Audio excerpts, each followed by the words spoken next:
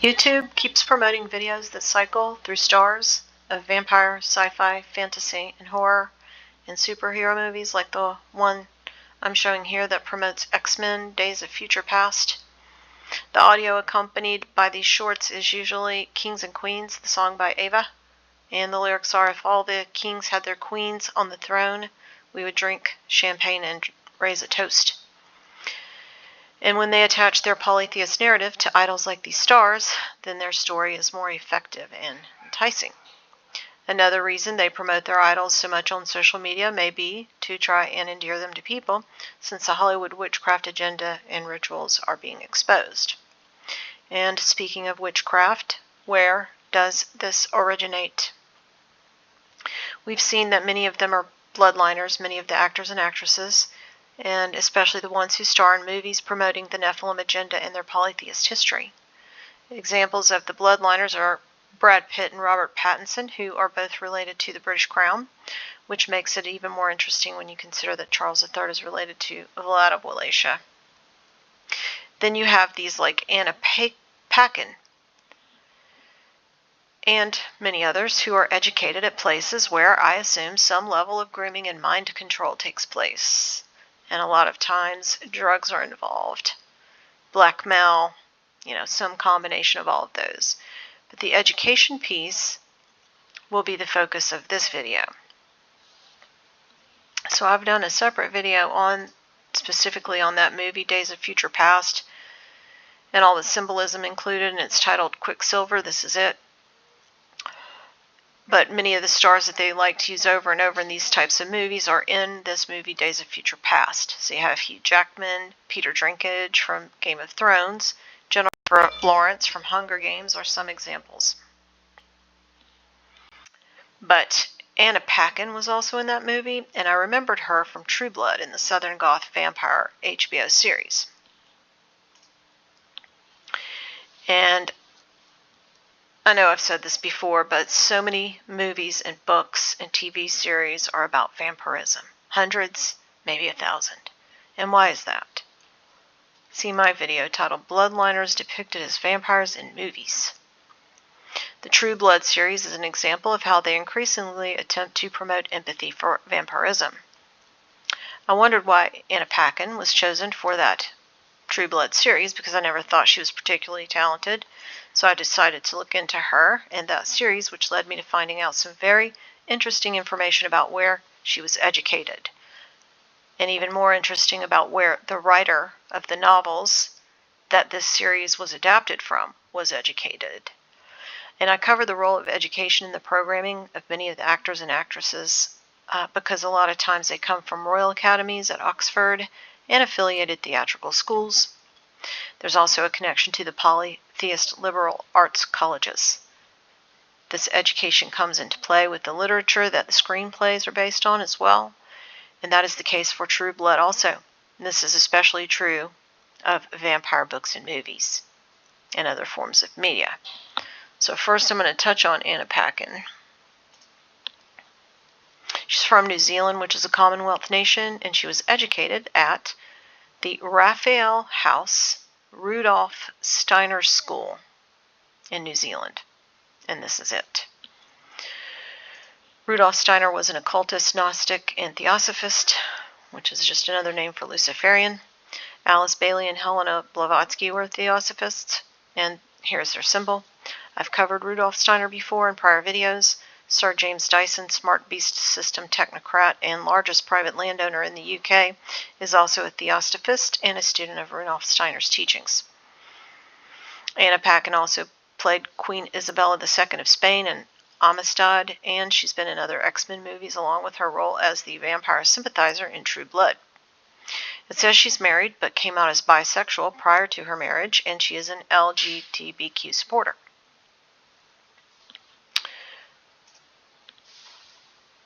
The True Blood HBO series was adapted from a series of novels, and those novels are titled The Southern Vampire Mysteries. And the adapted screenplay was written by Alan Ball, famous for his LGBTQ promotion in film. He also created the HBO series 6 Feet Under about Mormon polygamy. But about the author of the books that were adapted for the series, Her name is Charlene Harris, and her genre is mystery fiction and Southern Gothic. It says she began writing plays at Rhodes College, her alma mater. And at one point she was a senior warden of St. James Episcopal Church. But I want to talk about her alma mater. I want to talk about Rhodes College, the liberal arts college, because this is where the witchcraft that is being proliferated originates in many cases, is what I'm finding. Rhodes College is a private liberal arts college in Memphis, Tennessee. It enrolls about 2,000 students. The campus is a collegiate Gothic, which we'll talk about that also. The origins of Rhodes is traced to the mid-1830s in Clarksville, Tennessee, where the tobacco exports were taking place to Britain as a result of slave labor in the South.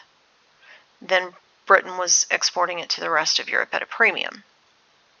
It says it became a proper university in 1848 when the Tennessee General Assembly authorized the conveyance of the Academy's property for the establishment of the Masonic University of Tennessee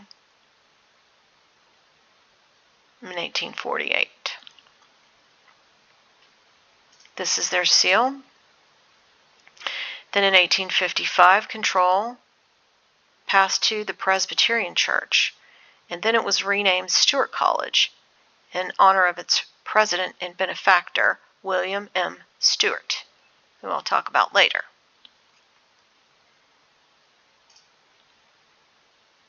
Its building served as a headquarters for the Union Army through the federal occupation of Clarksville during the Civil War. And that is similar to many other Masonic buildings, which I discussed in a previous video titled Southern Goth. Then after the war, it was revived with the recruitment of Oxford-trained scholars. Oxford in England,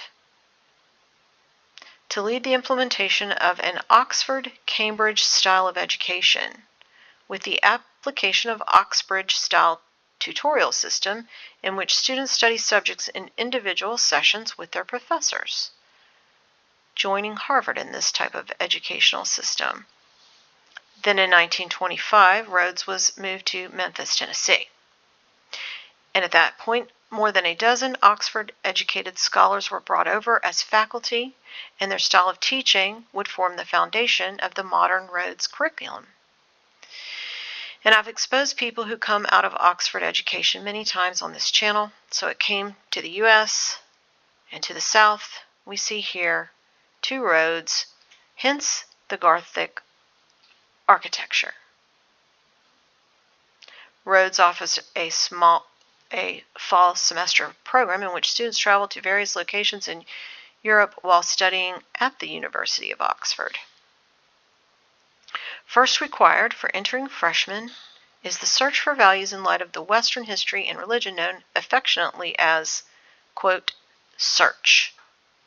Search is a 2-year extensive study of literature, philosophy,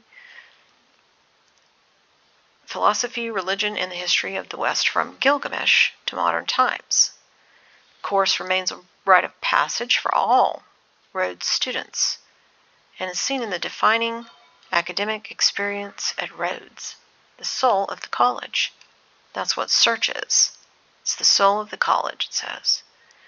This curriculum includes readings from the Epic of Gilgamesh, the Bible, Quran, Homer, Herodotus, Plato, Aristotle, Aristophanes, Sophocles, Plutarch, Horace, Ovid, Lucretius, Seneca, Cicero, Augustine, Dante, Aquinas, Chaucer, Machiavelli, Shakespeare, Descartes, Locke, Milton, Voltaire, Rousseau, Goethe, Adam Smith, Ben Franklin, John Stuart Mill, Marx, Emerson, Byron, Shelley, Wordsworth, Nietzsche, Darwin, Huxley, and more.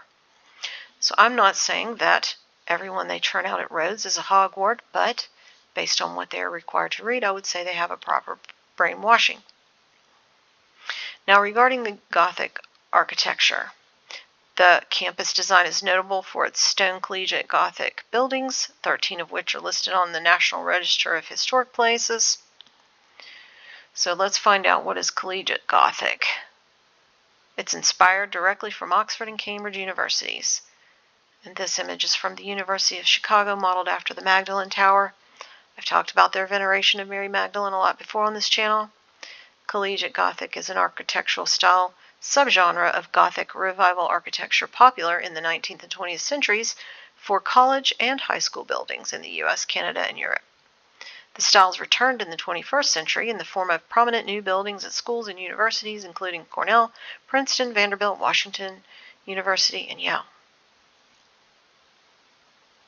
The leading Gothic Revival architect and theoretician in the 20th century wrote about the appeal of the Gothic for educational facilities in his book, The Gothic Quest. He writes, "Through architecture and its allied arts, we have the power to bend men and sway them, as few who have depended on the spoken word.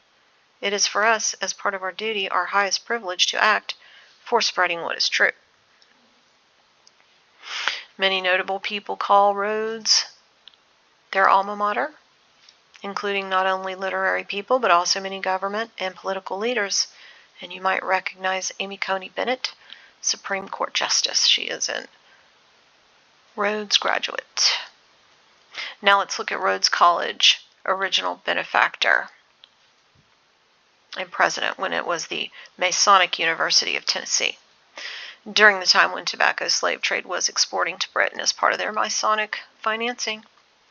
So that benefactor was William M. Stewart, Stewart being a very ennobled bloodline and the most likely dragon bloodline according to Gary Wayne.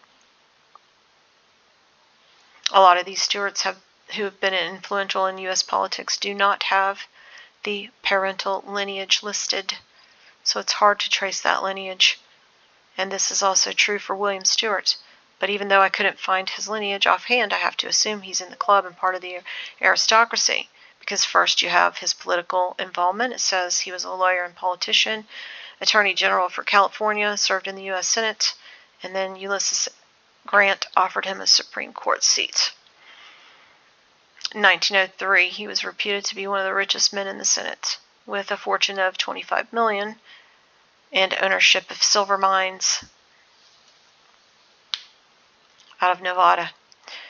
Stewart was also involved in an international scandal where he promoted the sale of a worthless, worked-out mine in Utah for millions of pounds to unsuspected English citizens.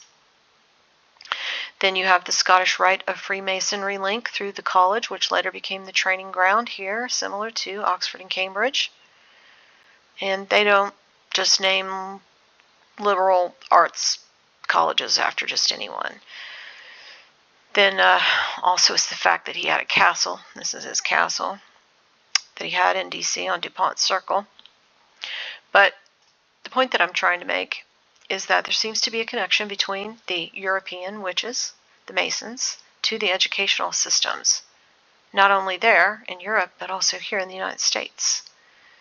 And Rhodes is just one example of that, especially since it was originally a Masonic university, whose benefactor was likely of the Dragon Stewart bloodline.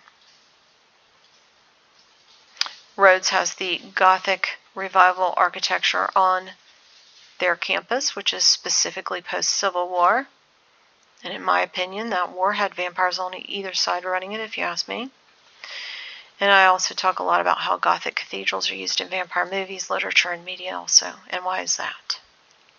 You also have the authors educated at these liberal arts schools who create a narrative that will then be later adapted for TV and movies, like we see with the author of the Southern Vampire Mysteries. And then you have the stars who play in the movies promoting the Nephilim agenda and their polytheist history, like Anna Paquin and so many others, who are either bloodliners themselves, like Brad Pitt and Robert Pattinson, both famous vampires in movies who are bloodliners, or they have occult training, as we can see from Anna Paquin's education at the Rudolf Steiner School in New Zealand. The education piece to me helps explain how did we get here? That question regarding all the witchcraft in media. And you wouldn't necessarily think that it comes from the education system. But even if you can't see the connections I'm making based on this video, I would encourage watching some of my other videos which cover Oxford and Cambridge, They're mixed in, but mostly probably in my playlist titled Knights of the Crown. Another topic regarding the integration of educational systems into the Beast System agenda. The UN Summit of the Future will be held in New York City this week, and they are adopting Pact for the Future, and that involves global surveillance, digital identity, technocratic government, AI governance, and mostly in the guise of climate action. UN Secretary General is Antonio Guterres of the UN since January 2020. See my video titled Antonio Guterres, Godfather of Climate Change Mitigation, to see all the orders that he is member of, because there are a ton. But he also has honorary degrees at many universities worldwide, including the United States. An honorary degree is awarded to those making significant contributions to a field or society, such as scientific development, public service, culture, etc. So do you think that Antonio, Godfather of Climate Change, may have also had an effect on education at these institutions? And that might be why people are convinced that we are having a climate emergency? People like him? You know, a climate emergency that's not being caused by the same, naturally, but rather by the same Solmonari who are pushing the agenda. Solmonari are the Transylvanian vampiric weather-controlling wizards trained by the devil himself, and they ride a dragon. Thanks for listening.